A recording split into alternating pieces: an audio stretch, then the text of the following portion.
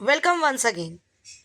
We are making a series to decode NCRT line by line by making page by page video. So we have come with the page 127. This is of class 11th, chapter Cell the Unit of Life. So what is prokaryotic cell?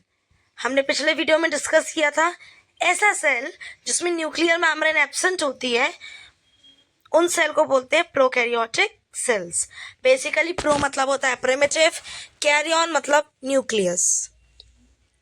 So the cell which is containing primitive nucleus, जिसमें well defined nuclear membrane absent हो, nucleolus absent हो, उसको बोलते हैं prokaryotic cell. Example है bacteria, blue green algae, mycoplasma, PPLO.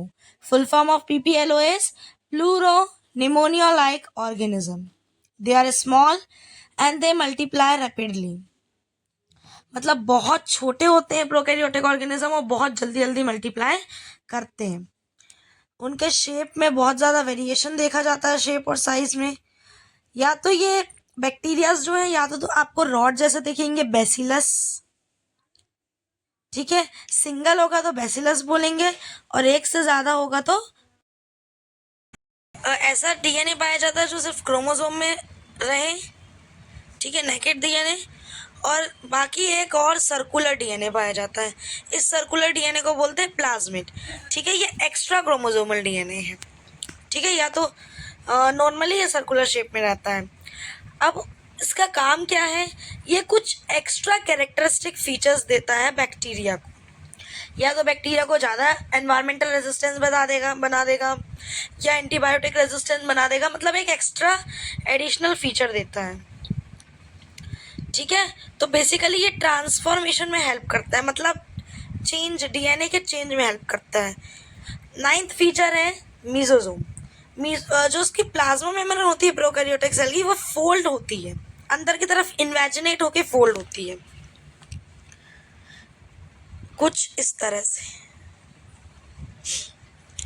ठीक है, तो ये बनाता है mesosomes. Mesosomes are the folding of plasma membrane.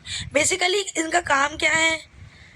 सबसे पहले दो तरह के मीजोजोम्स होते हैं. एक होता है सेप्टल मीजोजोम. न्यूक्लियोइड रीजन जो है, न्यूक्लियोइड रीजन कौन सा होता है?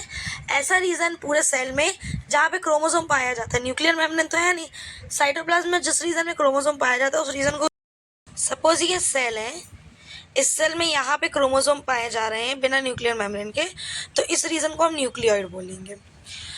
तो ऐसा मीजोजोम, ऐसा प्लाज्मा मेम्ब्रेन की फोल्डिंग जो कि न्यूक्लियोइड को कनेक्ट करता हो, मतलब ऐसे करके ये प्लाज्मा मेम्ब्रेन यहाँ से फोल्ड हो जाएगा और न्यूक्लियोइड से जाके कनेक्ट हो जाएगा, तो इसको बोलते हैं सेप्टल मीजोजोम.